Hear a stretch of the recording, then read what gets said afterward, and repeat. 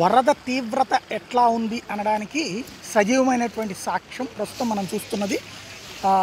ఇప్పుడు ప్రస్తుతం మనం ఇదిగో నిన్న రాత్రి అంటే ఈ వరద ఎప్పుడు పెరుగుతుందో ఎప్పుడు తగ్గుతుందో తెలియట్లేదు. ఇదిగో ఇప్పుడు బళ్ళు మనకు కనబడుతున్నాయి, కొట్టుకొచ్చినటువంటి బళ్ళు. నిన్న రాత్రి ఉన్నటువంటి పరిస్థితి ఇదిగో ఈ కనబడుతున్నటువంటి అంటే వరద నిన్న రాత్రి భారీగా పెరిగింది, మళ్ళీ కాస్త తగ్గింది. ఇదిగో ఇట్లాగా జనం వెహికల్స్ వదిలేసి పరారయ్యేటటువంటి పరిస్థితి అయింది. ఇప్పుడు ఈ వాటర్ ఫ్లో అనేది క్రమంగా మనం చూస్తున్నాం. ఇప్పుడు ఇది మనం చూస్తున్నటువంటి ప్రదేశం ఏమి కృష్ణానది కాదు. కృష్ణానదికి దాదాపు 15 కిలోమీటర్ల లోపల ఉండేటటువంటి సింగనగర్ ప్రాంతం నుంచి రామవరపాడుకు వెళ్ళేటటువంటి రోడ్డు నిన్న మనం చూసినటువంటిదే. హైవే కాస్త ఇప్పుడు ఈ స్టేజ్లో ఉంది.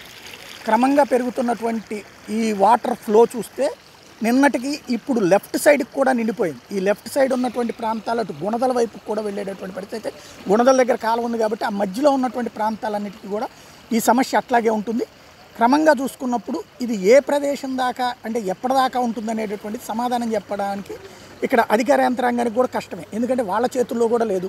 వాళ్ళు కూడా ఇది గతంలో ఎప్పుడు ఫేస్ చేయనటువంటి సిచ్యుయేషన్ ఫేస్ చేస్తున్నారు.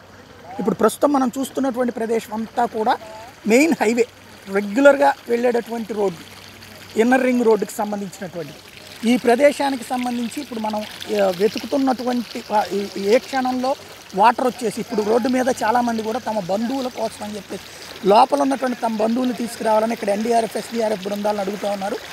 వాళ్ళేమో ప్రాణాపాయంలో ఉన్నటువంటి వాళ్ళని తీసుకొస్తాం తప్పించి ఇళ్లల్లో ఉన్న బంధువులను ఎవాక్యుయేట్ చేసే పని మేము చేయడం లేదు, కుదరదని చెప్తున్నారు. ఇప్పుడు వాళ్ళకు ఉన్నటువంటి పరిమిత వనరులు ఇచ్చే ఇదిగో ఇది రోడ్డు మధ్యలో ఉండేటువంటి డివైడర్. ఇక్కడ పరిస్థితి ఏంటో కనబడుతుంది కదా. ఆ డివైడర్ నుంచి అట్నుంచి ఇటుకు వచ్చేస్తున్నాయి వాటర్.